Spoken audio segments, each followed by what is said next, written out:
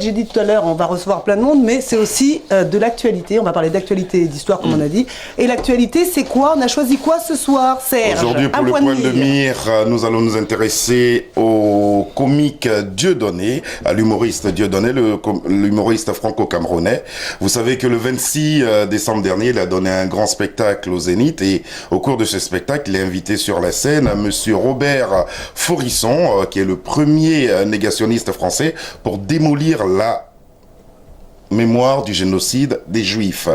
Et suite à cette invitation, le maire de Paris, Bertrand Delanoë, est en colère et il a indiqué qu'il se servira de tous les moyens légaux que lui confère la loi afin que cela ne se reproduise plus. En clair, une année pratiquement 2009 sans Dieudonné. Pensez-vous, tous les quatre, que Dieudonné va un peu loin? Bonsoir et bonne année. Hein. Merci bien. Bonne année, merci. Voilà à tous. Écoutez, moi, c'est un humoriste que j'apprécie de par son humour et donc toute son œuvre. Et moi, j'ai le sentiment qu'il ne faut pas prendre les choses au premier degré.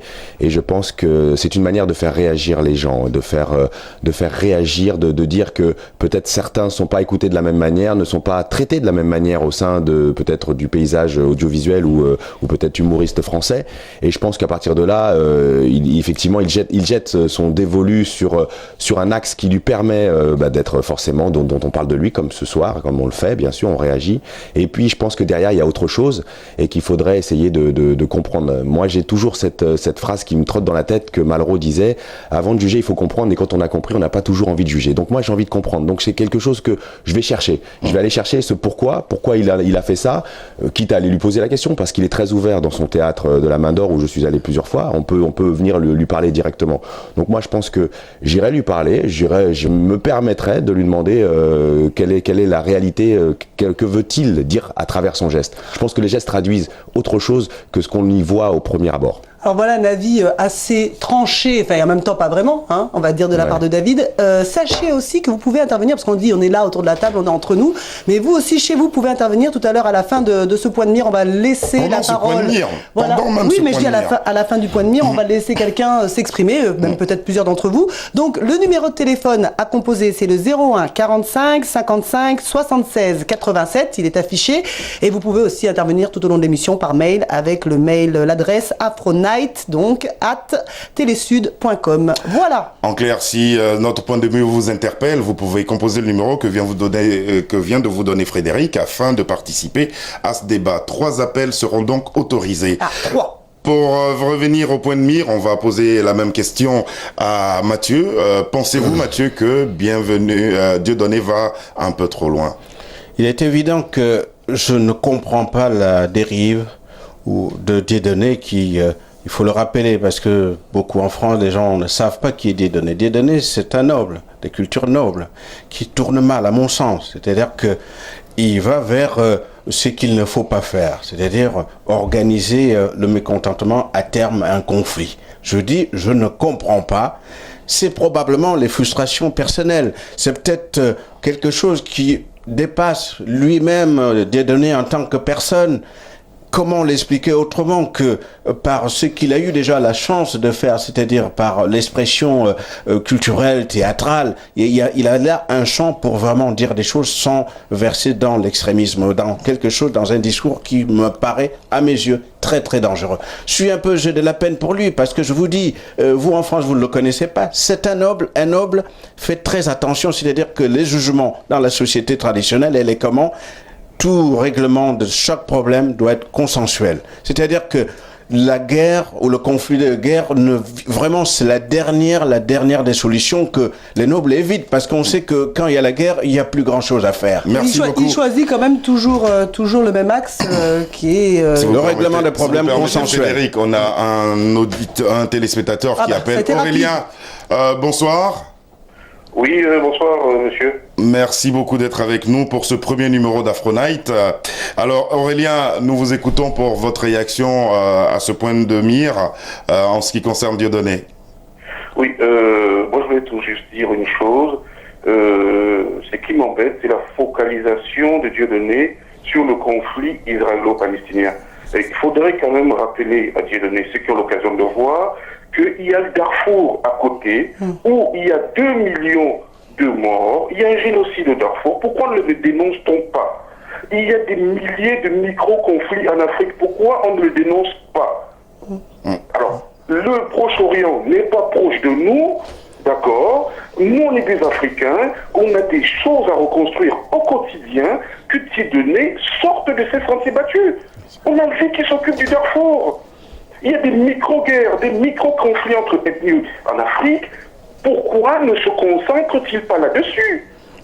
C'est plus valorisant pour lui. Merci beaucoup Aurélien, restez avec nous. Espérons que ce soit un message qu'il ait entendu. On n'a pas encore entendu JC à ce sujet. Est-ce qu'il a un avis? JC, Oui, j'ai un avis qui va partir en fait du plus humain, c'est-à-dire que ok, il a choisi cette arme-là pour s'exprimer. Bon, c'est quelqu'un qui a un énorme besoin d'expression. Il veut toucher les gens, il veut faire part de certains problèmes. Que à la limite, quel que soit le problème, c'est peut-être l'arme qui est mal choisie, je trouve, personnellement. Je suis de toute façon pour ceux qui veulent faire bouger les choses. On est aussi quand même dans un pays, enfin un pays peut-être même plus large, qui sclérose les choses. Les limites sont de plus en plus là, quoi. Et on peut de moins en moins s'exprimer et tout. Donc que lui joue de ça pour pouvoir faire réagir, bon, c'est un choix que je ne partage pas, mais je trouve qu'il se trompe d'arme. Voilà. D'accord. Alors, Morgane. Oui, moi loin je voulais juste réagir. Non, je pense pas qu'il aille trop loin. Je crois qu'il y a plutôt de la surenchère autour de tous les actes posés par Dieudonné. C'est-à-dire qu'il y a une chasse aux sorcières qui est ouverte sur le personnage. C'est un très grand artiste. J'ai souvent été d'accord avec la manière dont les sujets étaient abordés. Je suis pas d'accord avec le téléspectateur qui dit que il focalise son attention sur la question palestinienne et israélienne. C'est pas vrai. C'est mal connaître l'œuvre de l'homme. Moi, je suis allé plusieurs fois justement sur la base des a priori négatifs qui étaient exprimés sur la personne de Dieudonné, voir ses concerts, mais on est frappé par une chose, c'est le fait que s'il y a de la dérision, c'est de la dérision avec tout. Bon, Aurélien, encore au bout du fil. Aurélien, vous pouvez réagir à ce que Palmer vient de dire? Oui, c'est-à-dire, on est toujours... Bon, où est-ce qu'il y a la limite entre la dérision et la réalité? D'accord? Moi, la réalité, c'est que je suis fatigué de voir, d'accord, des images africaines où les gens se battent, les gens se tuent, les gens traversent. Voilà, c'est ça mon quotidien. Moi, c'est ça que j'ai envie de voir, c'est ça que j'ai envie d'entendre. Ceux qui ont la possibilité d'avoir accès aux médias, comme Dieudonné Morgane, pourquoi ne dénoncent-ils pas ce qui se passe? Voilà, c'est tout. On essaiera de le faire alors. Hein. Moi, je trouve que le conflit israélo-palestinien, c'est trop loin de nous. Voilà. D'accord. À l'heure actuelle, il y a un désordre pas possible en Afrique. Bon, déjà, essayons de rétablir un semblant d'ordre, un semblant d'unité, c'est tout. Merci beaucoup Aurélien. Merci Aurélien pour votre intervention. Moi, ça ne m'intéresse pas sur le truc. Il a la possibilité de dénoncer, ne serait-ce que des actes dont sont victimes les Africains noirs tous les jours en France. Pourquoi il ne le fait-il pas? En tout cas, Aurélien, vous venez. Aurélien, vous venez de le faire. En tout cas, on vous a laissé l'espace pour en parler et on va peut-être essayer de vous suivre. Merci d'être intervenu à ce niveau-là. Bonsoir à vous, Aurélien. Juste d'un mot pour Aurélien. Juste d'un mot. Je partage parfaitement, totalement ce qui vient d'être dit parce que c'est la réalité. L'Africain francophone a tendance à raconter un peu ce qui se passe chez les autres alors que chez lui, il ne fout rien. Ça, c'est fondamental. Il faut arrêter de sortir sur le discours pour conduire les actions, les actes, finir l'hypocrisie pour expliquer qu'ailleurs on peut faire mieux alors en même temps, Mathieu, on est dans un contexte de globalisation, on est dans un contexte mondial. C'est des phrases, c'est des mots. Aujourd'hui, quand on parle de pouvoir, on a un pouvoir supranational qui dépasse les États. On ne peut plus avoir cette vision mondialiste. On veut les actes. Attendez, on a des invités ici, qu'on soit poli. JC aussi veut intervenir. Je dis juste peut-être qu'il se concentre sur ce conflit israélo-palestinien parce que c'est quand même le conflit qui, pour l'instant, gère la balance du monde.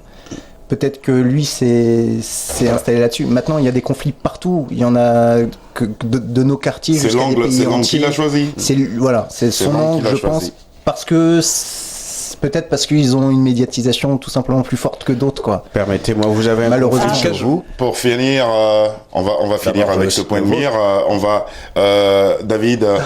Un dernier avis sur la question? Moi, je pense qu'il faudrait dépassionner le débat et réfléchir vraiment pourquoi on en arrive à ces dérives et pourquoi il en arrive là. C'est l'attitude qu'on a qui détermine l'attitude des autres. Je pense aussi.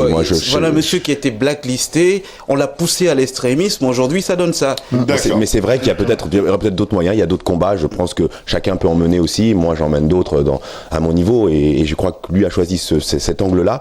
C'est pas forcément le bon angle, mais c'est un choix. C'est pas un choix forcément. Moi, je me permets pas de juger en fait, parce que je sais que c'est pas forcément évident. Et puis j'essaye plutôt d'essayer de chercher le derrière s'il y a quoi. Sans remettre de l'huile sur le feu, si c'est juste pour s'exprimer, il faut quand même pas oublier que Dieudonné a choisi de faire parrainer sa fille par Jean-Marie Le Pen. Donc peut-être que ça va plus loin. C'était une arnaque. Ça va peut-être plus loin. On va pas. C'était une arnaque. Il a dit qu'une fois de plus.